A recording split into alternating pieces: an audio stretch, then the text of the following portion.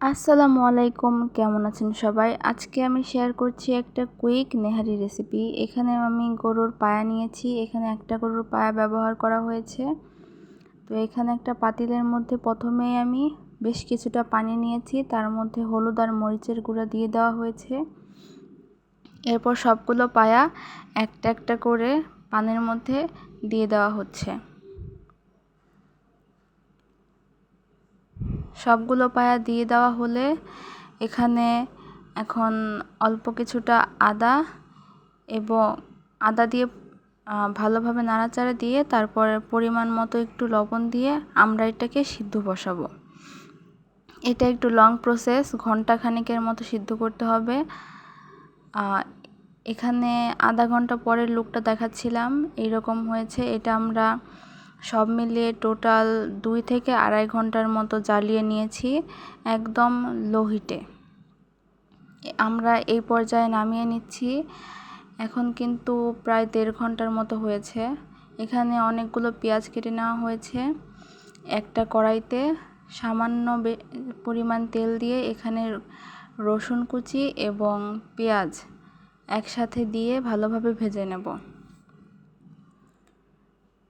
পেঁয়াজটা একটু বেশি দিতে হবে, কেননা আমরা আগে পেঁয়াজ ইউজ করিনি। এই পর্যায়ে দিয়ে দিচ্ছি সামান্য একটু লবণ, যেহেতু আমরা পায়াগুলো সিদ্ধ করার সময় লবণ দিয়েছিলাম, একটু বুঝে লবণ দিতে হবে। তারপরে দিয়ে দেওয়া হচ্ছে বেশ কিছুটা আদা আর রসুনের বাটা। এখানে 1.5 টেবিল চামচের মতো ব্যবহার করা হয়েছে। এটা একটু ভালোভাবে নাড়াচাড়া দিয়ে তারপরে এখানে আমরা বাদবাকি যে মশলাগুলো সেগুলো দিয়ে দেব। এখানে দিয়ে দেওয়া হচ্ছে হলুদ আর মরিচের গুঁড়া, তারপরে দিয়ে দেওয়া হচ্ছে গরম মশলার গুঁড়া। তারপরে সামান্য একটু পানি দিয়ে মশলাগুলো যেন লেগে না যায়, একটু ভালোভাবে নাড়াচাড়া দিয়ে আমরা মশলাগুলো ভেজে নেব।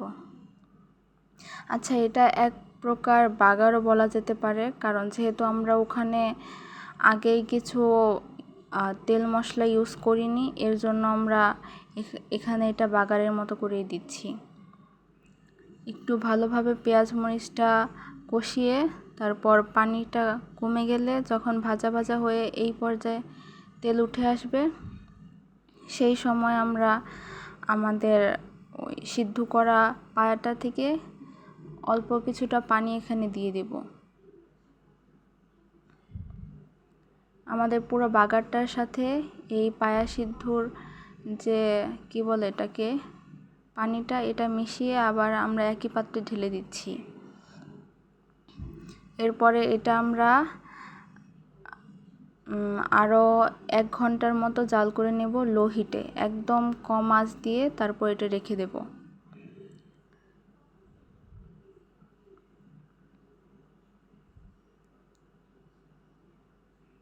এইখানে আমাদের পায়াটার ফাইনাল লুক, এটা প্রায় শেষ রান্না হওয়া। শেষ পর্যায়ে এখানে দিয়ে দেওয়া হচ্ছে সামান্য পরিমাণের গরম মশলার গুঁড়া। এটা আপনারা পছন্দ না করলে নাও দিতে পারেন, লাস্টে একটু স্মেলটা ভালো আসবে, এই জন্য আমি দিয়ে দিচ্ছি। এই পায়াটা কিন্তু খুবই মজা হয় এবং খুবই ইজি কুইক একটা রেসিপি। যে কখনো নাও রান্না করেছেন নেহারি, সেও রান্না করতে পারবেন। খুবই সহজ এই রেসিপিটা। এখানে আমি পায়ার সাথে খাওয়ার জন্য রুটিও ভেজে নিচ্ছিলাম। আপনারা এটা নান দিয়েও খেতে পারেন বা পরোটাও ইউজ করতে পারেন। এই যে আমরা এখন এটাকে নামিয়ে নেব। আমাদের রান্নাটা প্রায় শেষ।